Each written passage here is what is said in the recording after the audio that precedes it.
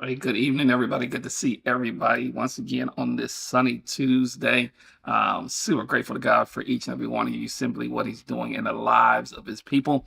Hey, I'm excited about what God is up to and what He's getting ready to accomplish in your life. I pray that your week is starting off well, that some doors are already opening, some opportunities are being presented to you in whatever fashion you've been asking God and petitioning, that He's been hearing and obliging. We had just came out of this faith series, and so we wanted to make sure that we pick up where we left off on our cliffhanger from last Tuesday. But y'all know the drill. Before we get to the business at hand, do me a favor, hit me with your check-ins. Let me know where you're checking in from, what set you claim, what neighborhood you repping tonight, where you're at, even what city. To my people checking in from across the country, we are in the blessed position to be able to reach people outside of our couple of highways, outside of 71 and 75, 74 and 275. We are blessed to be outside of that positioning where God is able to open up some doors for us to reach the masses. And so we are grateful to simply technology and the fact that y'all want to hear what I have to say. Amen. So let me know where you're checking in from. We're grateful to God for you in the side of the pond that you reside on and where God is positioning you at. And so we're simply getting ourselves together in these particular areas. So once again, shout out to everybody. And then once again, for those I did not get a chance to hug on this past Sunday, belated Happy Mother's Day. And if you didn't get the message, you need to go back and watch it. Let me go ahead and drop the link in the chat. Um, I dropping a link from this past message from Mother's Day on my mama. So we wanted to make sure if you didn't get a chance to check in on that, that you can do so. I pray it blessed your life. You know, probably pray it blessed your mama's life if she was there.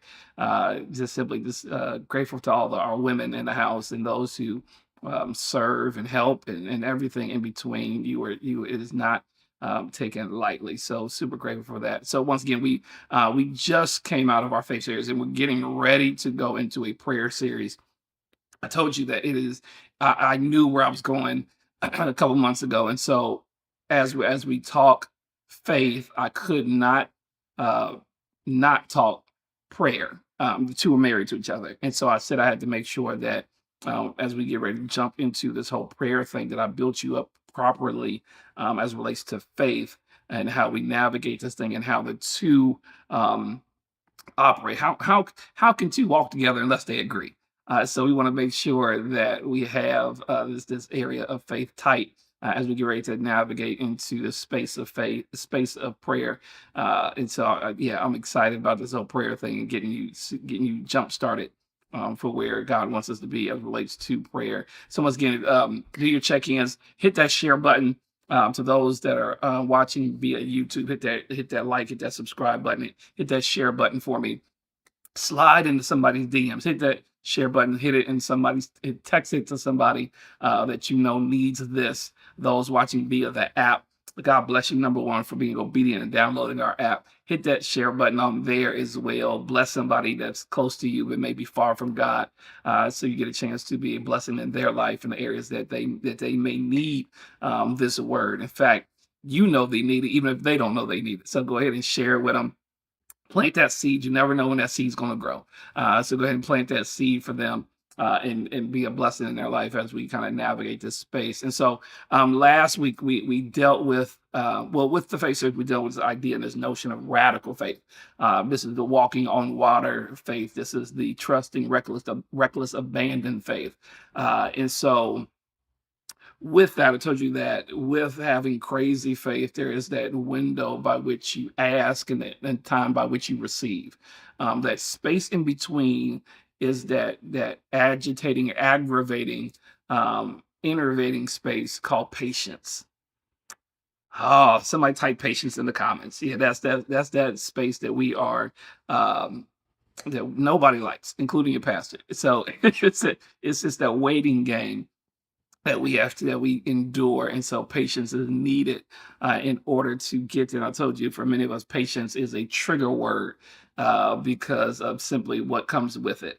And not only that, I told you that you do not have to ask for patience. Patience is a fruit of the Spirit. Many of us just don't utilize it. It's a fruit that came with the Holy Spirit. Fries come with that shake. And so patience was one of those things that the Holy Spirit provided and deposited along with the fruit of the Spirit. So we told you that fruit of the Spirit is love, joy, peace, patience, kindness, goodness, faithfulness, gentleness, self-control.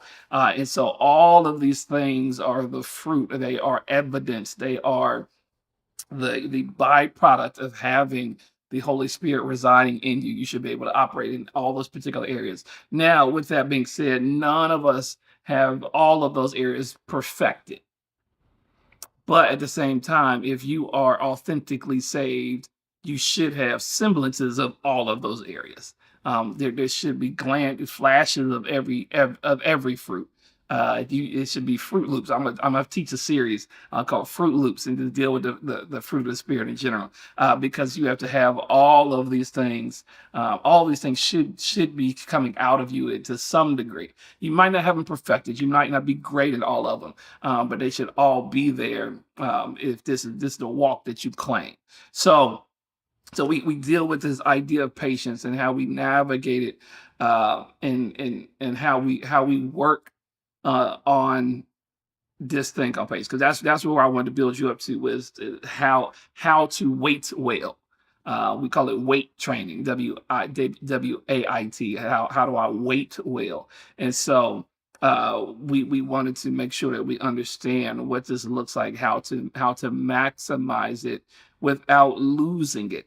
I am admittedly short on patience as it relates to. It's more so because I think fast, I expect things fast. Where are my people at? So because my brain, I move quick. So when you're slow, you irritate me. Slow, so pray for me. Slow people irritate me. And so if you're not catching up, I'm irritated. And so because I'm already to the next thing.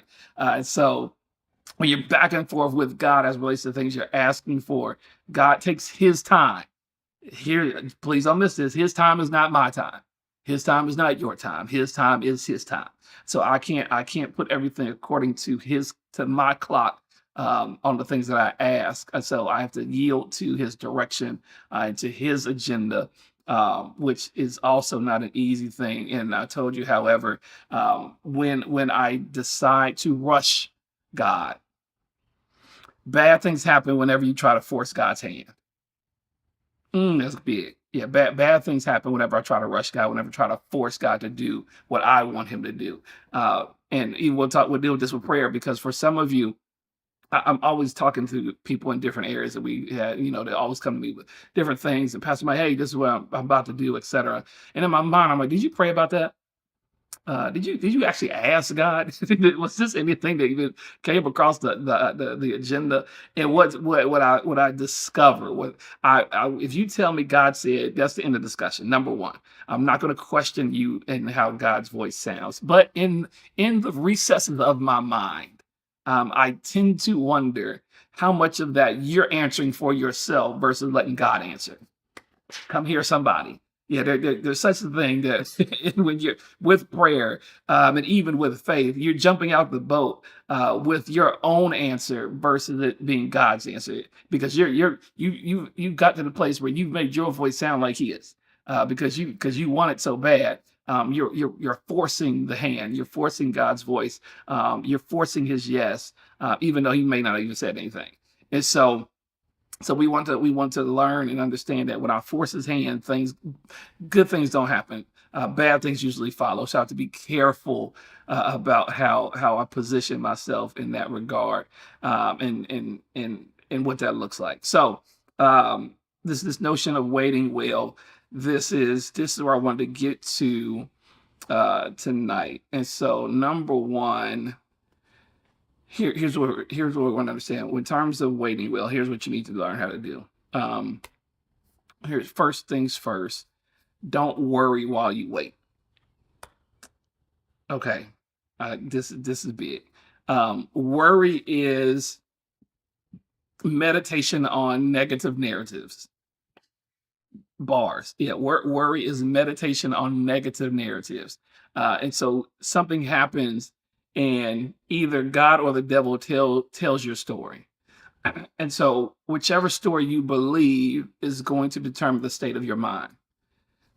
Come here. So you wake up tomorrow with a call. In fact, just the other day, outside Little Mike's baseball games. This isn't turf. This is real grass. And so allergies started. I felt something. I felt something in my shana.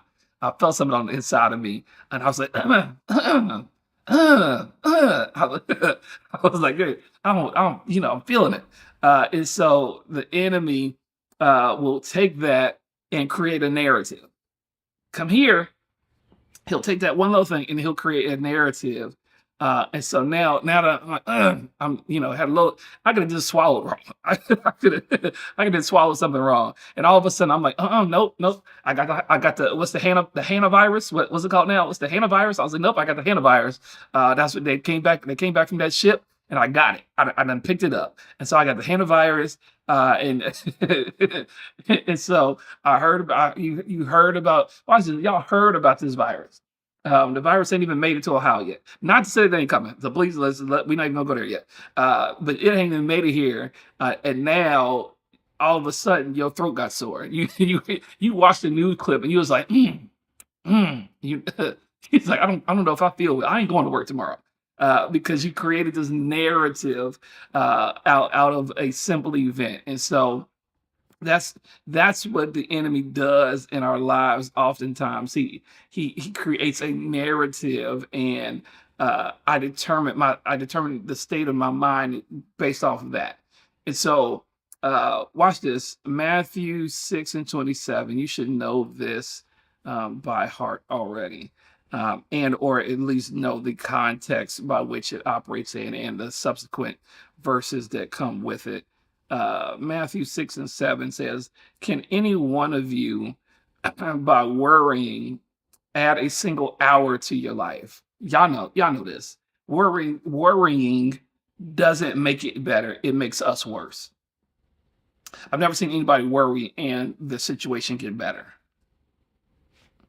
I've never seen worrying bring you across the finish line. I've never seen worrying close the loan. I've never seen worrying get your grades better. I've never seen worrying pay. I've never seen worrying pay the bills. If it happens, you let me know. I've never seen worrying pay. It never pays anything. It always deducts. I've never seen worrying pay bills. And so many of you heard me speak to this. And God is not moved by need or worry. Because if God was moved by need or worry, then people who worry the most and need the most would have the most. Who come here? And so if it is beyond your capacity to fix, if you cannot manage it, if you cannot take care of it on your own, then you're supposed to turn it over to God and get some rest. Yeah, as soon as you get to the place where God, I don't have it. God, I ain't got it. Then that's when you allow him to step in. Let you do what you can do so God can do what you cannot do. That's the process. You want to know the simple process of life. Do what you can do and allow God to do what you cannot do. That's where faith comes in. Trusting God to do what you cannot do, as opposed to worrying about what you cannot do and never allowing God to move. We box God in by taking on worry because now we don't know whether God's going to when God is going to show up, and so it always causes more issues than are necessary.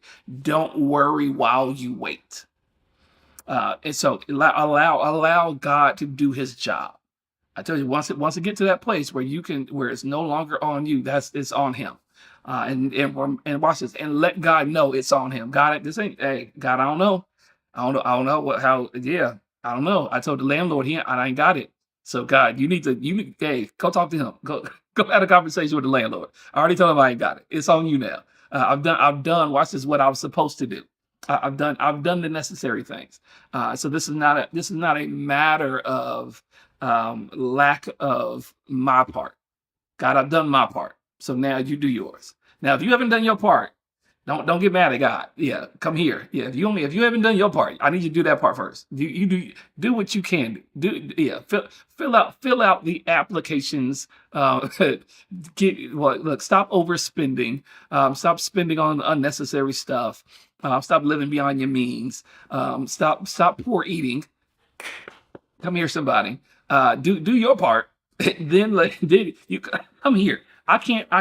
How do we get here? I can't pray about health and still operate in areas of bad health. I felt somebody quit the church. Yeah, I can't ask God, hey God, I need you to lower my blood pressure. But then for dinner, you about to have five fried wings and all this other stuff that the doctor told you not to have. And then because you washed it down with a diet coke, it was supposed to cancel everything else out. That's not how it works. Do what you can do. Diet, exercise. Not stressing. Then allow God to do what you cannot do. So once again, don't worry while you wait. Then number two, here's the piece I want to make sure we add in here. Number two, don't be worrisome while you wait. I know you're thinking, well, Pastor Mike, what's the difference? Um, worry deals with how it affects us. Catch this. Worrisome deals with how it affects others. When we're stressed and irritable, we can be oblivious to the impact that has on the people around us. Who's Watch this? When you're worrying, who else is dealing with your worry besides you? Preach, Mike. Yeah, who else are you making put up with you while you're worrying? Who else? Who else in that house? Who else in your house is catching hell because you worrying? Life can have you under so much pressure that we hurt ones we love. I call it friendly fire. I'm guilty of it. Lady, your first lady is guilty of it. You're guilty of it with your guilty self. Where we allow people get shot around us because of the things that are going on. Watch it, because of the things that are going on around us. So our loved ones deal with the wounds that life brings unnecessarily. They ain't even do nothing. Why are you mad at the dog? The dog ain't do nothing. Watch it. The dog ain't even asked to be here. You bought that dog. So now the dog, you done kicked the dog. The dog can't get no food because you got life a mess. And so whose life is is being impacted because of your status and worry. And so other people should not be casualties of my own progress. The things that are going on in my life, other people shouldn't be getting the after effects of that, and how um, and how that kind of comes across. How you wait will determine how long you wait. Ask the children of Israel. Yeah, they I don't know if I get to it tonight. The children of Israel, they were stuck in the wilderness longer than they should have been because of their mouth and how the Bible calls it murmuring. My parents call it back talk. They were back talking God while they were in the wilderness. And God was like, okay, I'll show you. And look, I'll show you better than I can tell you. See if you won't be back in this wilderness again tomorrow. They could have taken the easy route. They should have gotten to the promised land within a couple of weeks and been good. But yet and still, because of how they waited, it determined how long they were going to wait. Okay, watch this. This is Bible study. Let me give you some Bible. Psalm 40, verse 1, the A clause. Uh, Psalm 40, verse 1. Let me give you the A clause on this. It says, I waited patiently for the Lord. Yeah, right there. One of my English majors should have that should have triggered you. That should have pulled you to the side because in your mind you're thinking, doesn't doesn't waiting automatically infer patience? Pastor Mike, aren't they the same? So why does the text say he was waiting patiently? Watch this. Just because I'm waiting does not mean I'm waiting patiently. Okay, let me prove my thesis, because any husband that has ever had to go to the mall with their wife knows that there is a difference between waiting and waiting patiently. Uh, I told you years ago. I didn't pull the trigger because I kind of seen the death of the mall coming. But years ago, I had the idea of, I said I was going to create something called the Gentlemen's Club. I was going to open up a space in the mall called the Gentlemen's Club. It was literally just going to be a hangout for husbands. That's it. Husbands, dads, guys at the mall with a lady. It was just, I was gonna have a pool table in there, TVs, popcorn, watching the game, big screens, whatever, video games. It was just a hangout. That was it. I ain't selling nothing. It's just a hangout. I was gonna you pay an admission. You just come hang out. We'd have probably sold some drinks or something. If I was smart, I should have opened up had it on a patio and had a cigar patio. Hold up the conversation. So now I said I was gonna open up the Gentlemen's Club at the mall, because now, thank ladies, you should have thanked me, because that allows these guys to be able to wait patiently while you balling out, because there's a difference between waiting and waiting patiently. And so the Bible said, I waited patiently for the Lord. How patiently are you waiting on Him? That's the question. How patiently are you waiting on God to do what He said He was going to do? Yeah, how patient is your waiting? So I have to learn to, don't worry while you wait. Number one, we said, don't be. Somebody start playing my spiritual music.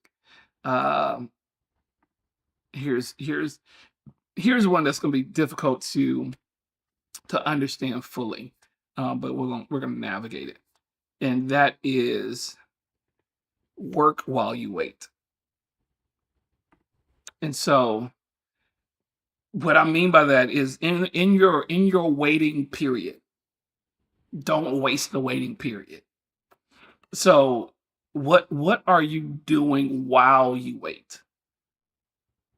Yeah, during that process, what is happening while you're waiting on God? This is not rushing God. This is not doing God's job. What are you doing in that season of waiting? Oftentimes when we talk to singles and they're waiting for marriage, those who want to be married, um, and they're, it's bigger than waiting for someone to approach you. You still got work to do. Yeah, what are you doing during this season? Yeah, what's happening in this waiting period? What's happening in this? It's working while you wait. It's understanding. Okay, while I'm waiting on this, I can be doing this. Yeah, while I'm waiting on this, I can be taking care of that. What are you doing during your waiting period? Um, God gave you 5 months of waiting. What have you done with it? Yeah, in that year time frame between you asking, excuse me, and receiving, what did you do in that? What did you do during that moment? If you're waiting on a relationship, catch this. If you're waiting on a relationship, if they showed up tomorrow, would they want you? Ooh, that's good. Yeah, if they pulled up right now, knocked on your door in the middle of Bible study, then knocked on the door in the middle of Bible study, and they said, "The Lord sent me to you," and they was everything you wanted them to be. Yeah, they came in, they smelled good, they was glistening, teeth white like the sunshine, and they was everything you wanted. If they showed up right now, watch this, would they want you back? Ooh, we got quiet. Y'all got quiet in the chat. Yeah. So what are you doing? What are you doing during this waiting period? Yeah. What's the process? They oftentimes talk about when working out that summer bodies are built during the winter. Come here. Yeah. Summer bodies, the things you're trying to show off, is built when can't nobody see it. Ooh, that's good. Yeah. When can't nobody see it, during that private time, during those closet moments, during the times where, when you're being hidden. He said he hides me. And so during those seasons of being hidden, what's happening? What are you doing? What are you working on? So that way, when it's time, when it's your time to shine, uh, is being able to come out and being ready. It's not. Watch this. If you're waiting for that moment to get ready, you're already late. No, I got to be prepared before I get there. I gotta already have that in mind.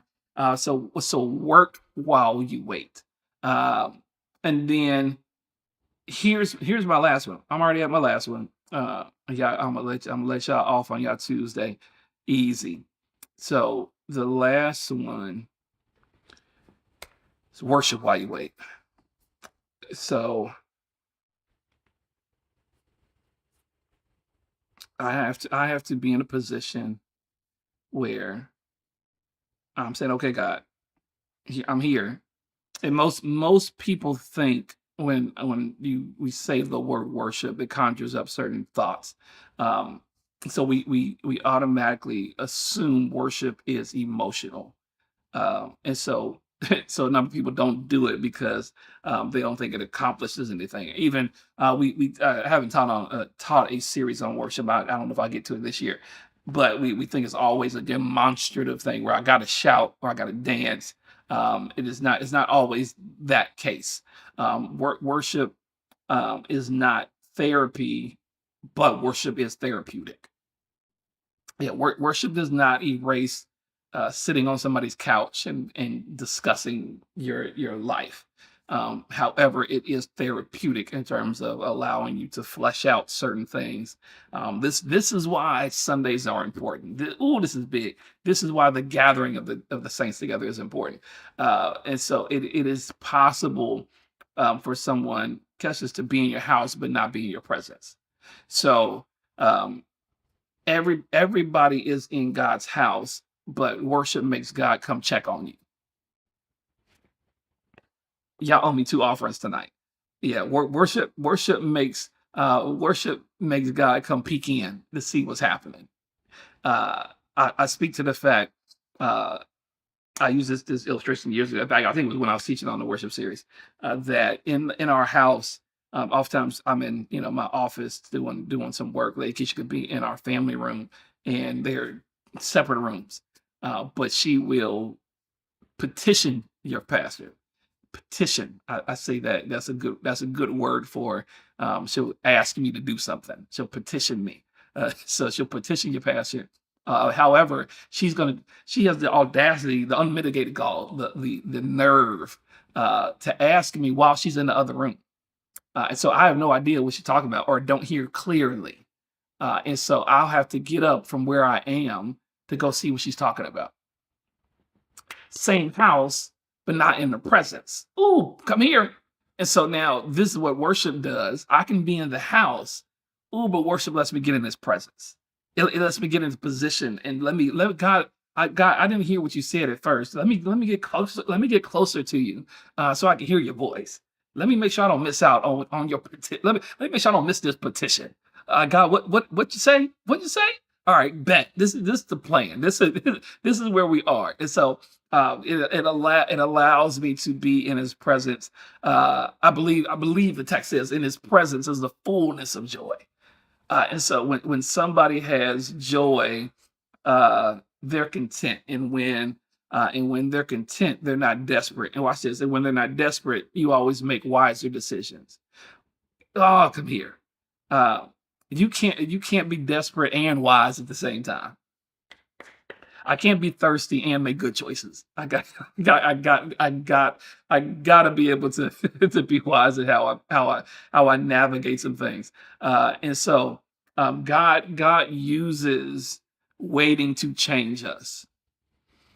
Yeah, in this season of waiting, whatever it is that you're waiting on. I talked to a number of you in a number of different areas and a number of different moments, so I know you're waiting on God to do something. And so, like I said, we're gonna start navigating to this prayer piece a little bit. So I pray that it helps to usher in a couple different things.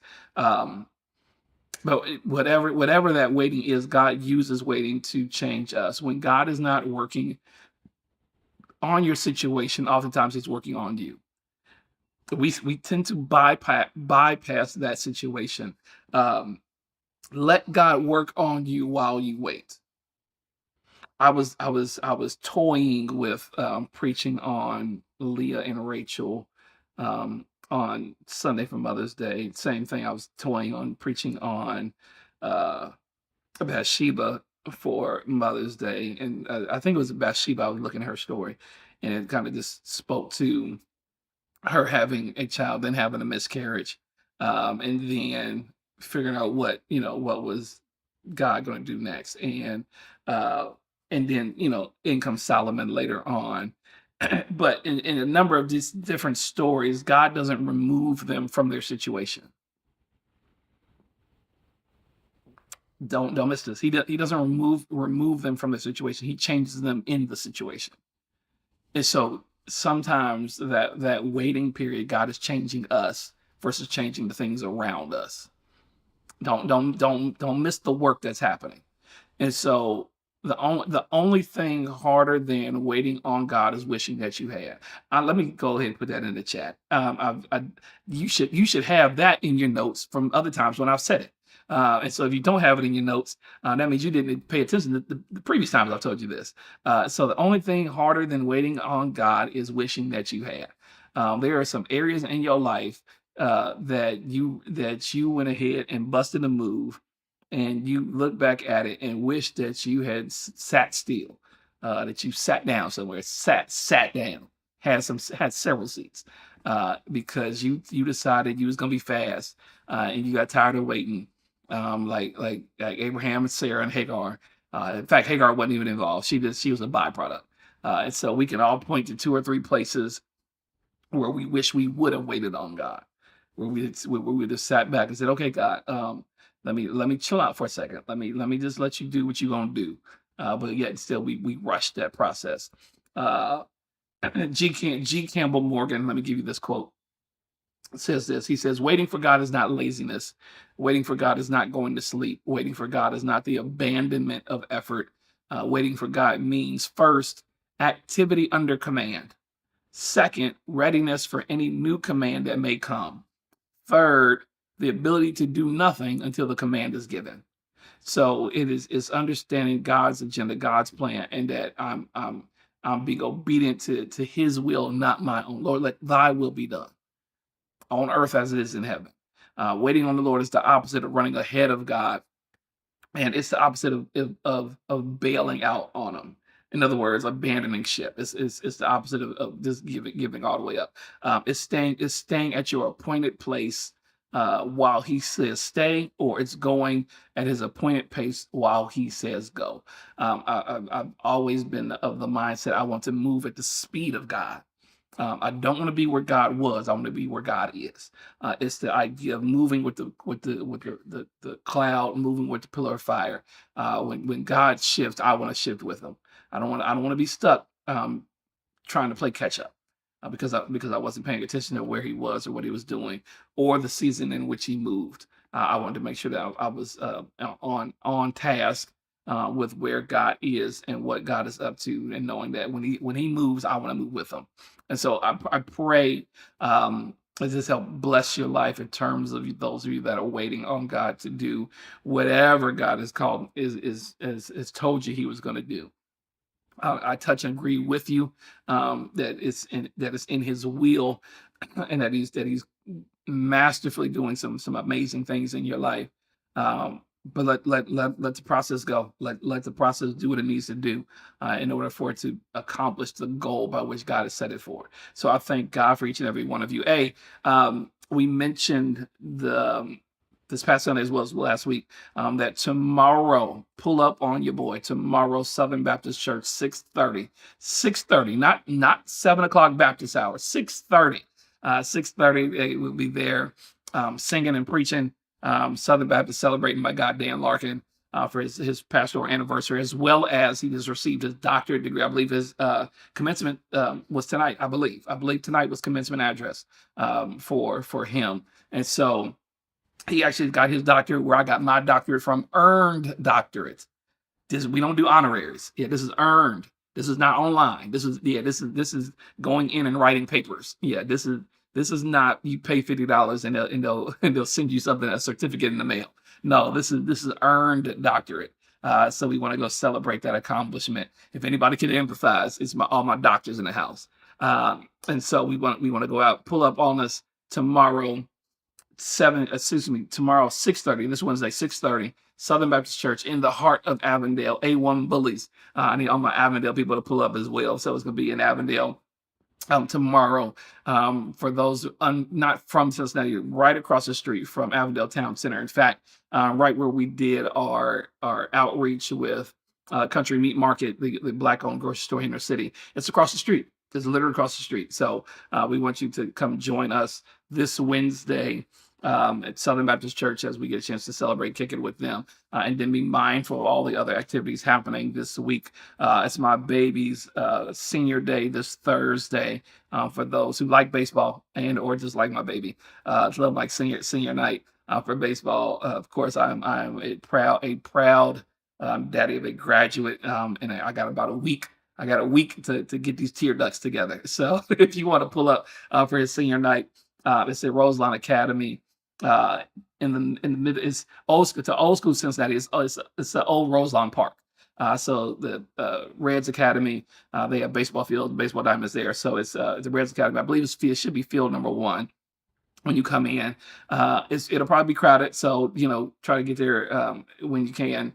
Game starts at 5. There'll be some activities before and after. So that's on Thursday. So Wednesday, Southern Baptist. Thursday, Roseland Park. For those interested, Thursday is not mandatory.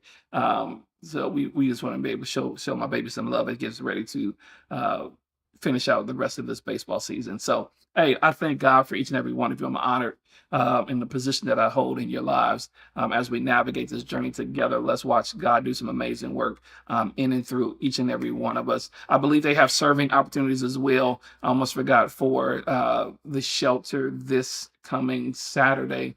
I believe men's shelter. So if you're interested in serving at the shelter, by all means, it should be in the app to be able to sign up on there as well. So